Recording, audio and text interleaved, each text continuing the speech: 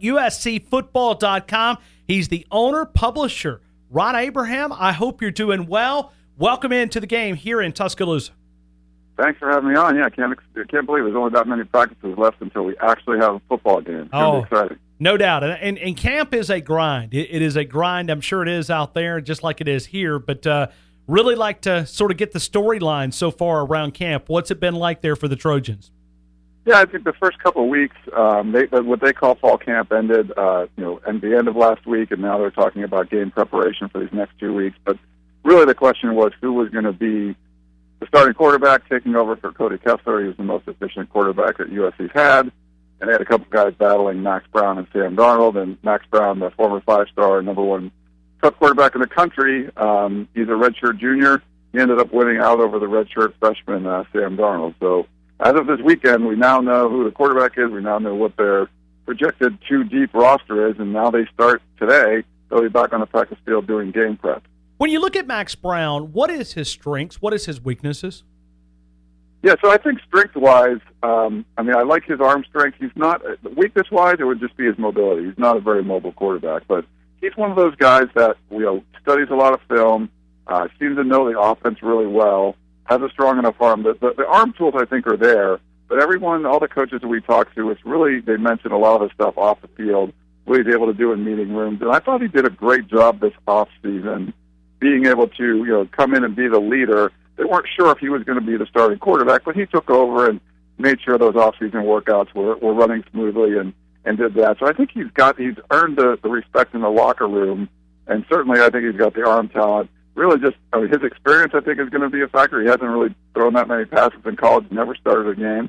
And like I said, mobility-wise, he's not the most mobile quarterback in the world, which, against a Nick Saban defense, that can be trouble. Yeah, and I think the one thing that you got to look at as far as Alabama, there's a lot of things that, listen, there's a ton of questions around this football team, a ton of questions around this team offensively for Alabama.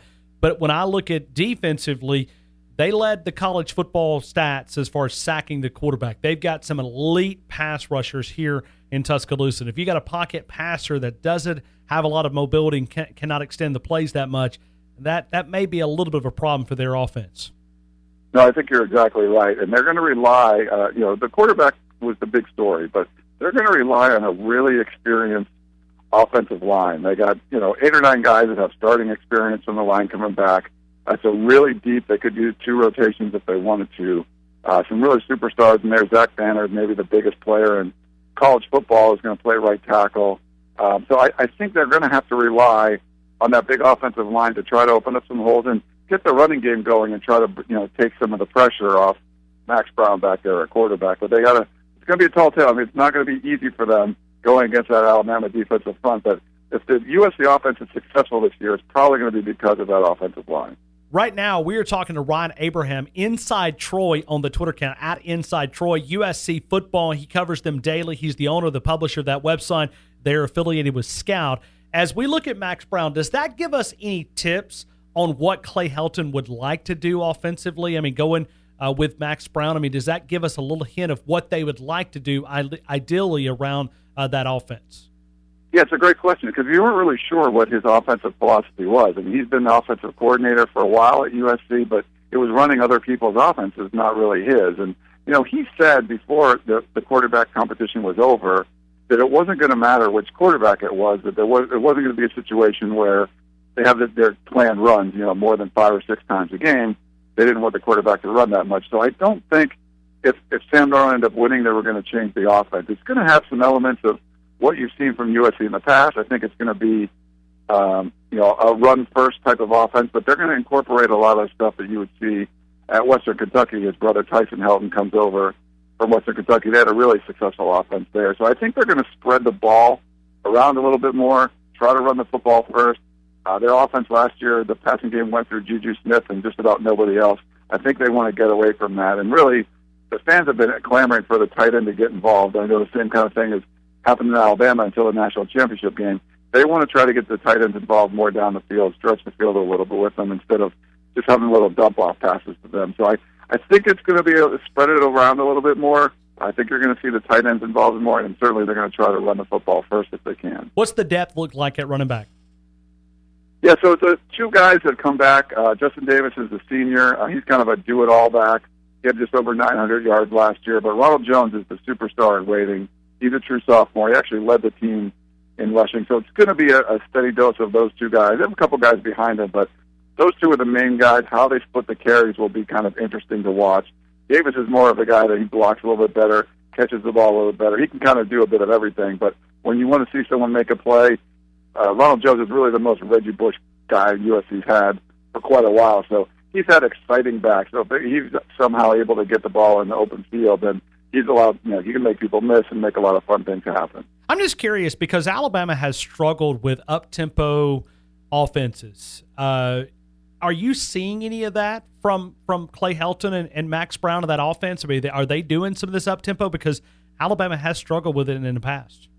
Yeah, they do some of it, but it was very inconsistent what we saw last year. It certainly wasn't up-tempo all the time. Even when, with Steve Sarkisian around, you're seeing some elements of that. There's not huddling, so they are doing like a no-huddle sort of thing, but it's one of those no-huddles where you look over to the sidelines a lot, and there's kind of a lot of delays. It's certainly not like an Oregon where you just basketball on grass.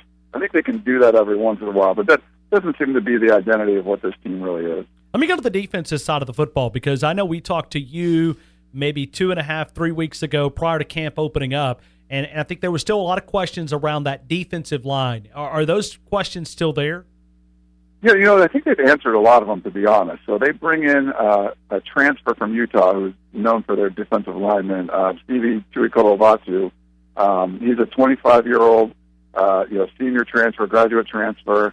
He's married. He really brings a sense of maturity to that line. He'd end up being the starting nose guard for them. So the fact that he transferred in and was able to help them out right away should help. And they bring in Josh Fatu, another defensive tackle that's a JC transfer. And they moved Khalil Rogers, who's an East Coast kid, the 4-star offensive lineman, over the defensive side. So they tried to address some of the needs of the interior defensive linemen with transfers and a guy moving positions. But I think it's helped their depth quite a bit. And those guys are really going to come in there and contribute. And it's good. They're going to have to. They'll be the leaders for those guys because they have a bunch of true freshmen that played last year that we're going to ask to do a lot as true sophomores. So now they'll at least have some kind of veteran leadership. But it looked a little bleak at first, but you look at the depth chart now, it's certainly better than what you've seen in years past. Just the past 4 or 5 years with the sanctions, USC just hasn't done well as far as depth goes in certain positions, defensive line being one of them. But I think they shorted up a little bit. There's a lot of there's talent there. It's a lot of unproven talent. You have a rookie defensive line coach, former All-American Kadichu Daisy from USC. So we'll see how they put it together, but the pieces look like they could be there for some success this year. Yeah, that's a look. When I look at this game, there's a lot of talk on this side of the fence that Alabama's just going to walk in and you're going to pick their number. I don't see it. I thought this game is going to be closer. I wouldn't be shocked, if this is a single-digit type game, and it's Alabama's offense right now. And, I mean, this is not Coach Bryant talk. I mean, he used to pretend that Alabama shouldn't even get on the bus. When I look at this team offensively here in Tuscaloosa, they're 9 practices away. There's no separation at quarterback right now, and it's which may be the difficult for USC because they don't know how to prepare for this quarterback. I mean, there is 3 different styles of quarterback in Tuscaloosa, which would probably make it very difficult. But offensively, this team is going to struggle early on, I think, to score points. We've seen Lane Kiffin at USC a couple of years ago not pick a quarterback, and they ended up going to the 3rd game of the season. It really spelled disaster for the USC program. So hopefully kind of pick someone a little bit early on than that. Going into the season, it certainly doesn't help. But I could see that, what you're saying. It might be a more conservative game plan on offense just because there are so many question marks kind of keeping the score down. And, this is not a typical out-of-conference team, game for Alabama. They played some tough teams. This is one of those teams when, you look at the recruiting rankings, there's 5-star players all over this USC roster. Now, system-wise and, all of that, like, obviously Nick Saban's got everything rolling. USC's been down and they're trying to get back up. But you're going to play a team that has a lot of 5-star guys around. So there's guys that can make individual plays and kind of, even the field a little bit. So it's certainly, there's a mismatch there, I think, on the coaching side that's very, very wide. But talent-wise, this is one of those teams that there's not a whole lot of teams in the country like LSU or Alabama that can roll out a whole bunch of 5-star guys. USC just happens to be one of them.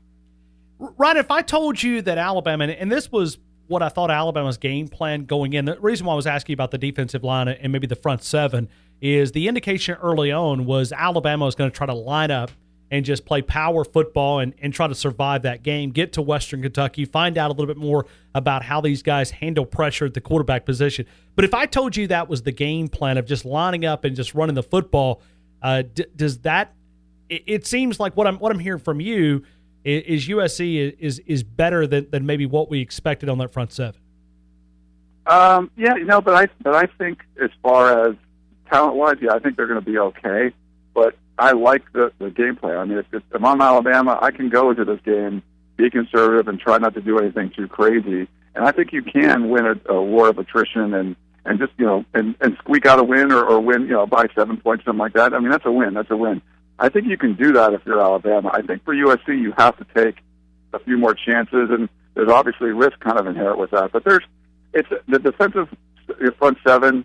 I think there's a lot of talent there, but just a lot of it is unproven as far as the USC side goes. But I like what Alabama has on the offensive line. I think if you can, you got to replace some running backs and things like that. But just it's different when you're talking about a proven system that's worked year after year after year. You can reload and put the pieces back together pretty quickly and get things going. So if that's the game plan for Alabama, I would approve of that. That's something that I would think you could have a lot of success against USC. Ron Abraham, final couple of minutes here inside Troy. You can connect with him. It'd be a great follow as we cover this USC-Alabama matchup, sort of previewing that. Help me fill in the blank. USC beats Alabama by doing what? Ooh, good question. I would say being really aggressive on defense. They've got a new defensive coordinator, and try to take advantage if it is a conservative game plan. This is not a defense over the past couple of years that would force negative plays. With Clancy Pendergast coming in, they're going to use the athletes, I think, better than you've seen the last couple of years to put them in situations. It's a one-gap defense now instead of a two-gap. So they're just attacking. They're not thinking about go left, go right. It's about just go. This is your spot. You can give up some big plays that way, but you force a lot of negative plays. And I think that's something that this USC defense has been lacking. So I think it'll be, if USC wins, it'll be because they were aggressive on defense, were able to force some turnovers, and put this new USC quarterback into a better situation than being down by 14 points in the first quarter and not really knowing what to do. And I would expect, just with USC's talent, they have a great pass rusher. I don't know who that is, but it just programs at this level generally have at least one, if not two, great pass rushers. Do they have a pass rush? Yeah, their big playmaker from last year was Stuart Craven. He was kind of the jack of all trades all over the field. I think if the one guy you want to look for, they call it the predator position, number 45, Porter Gustin, who's a true freshman. I think he's up to 275 pounds now. He was like the quarterback in high school and point guard and all this kind of stuff, but he's a big dude, and he was splitting time last year. He's going to be the guy right now rushing on the outside. So they want a guy like that to come in and make individual plays. I think overall scheme-wise, they'll have different guys making stuff, but if you want to look for that one guy that's going to probably wreak havoc, I think it would be Porter Gustin. So what does the week look like for USC? They're back out on the practice field coming up at about 1 hour. No, and I'm wrong. I think it's 4 o'clock your time, right? So that's 6 o'clock our time. So it's several hours away.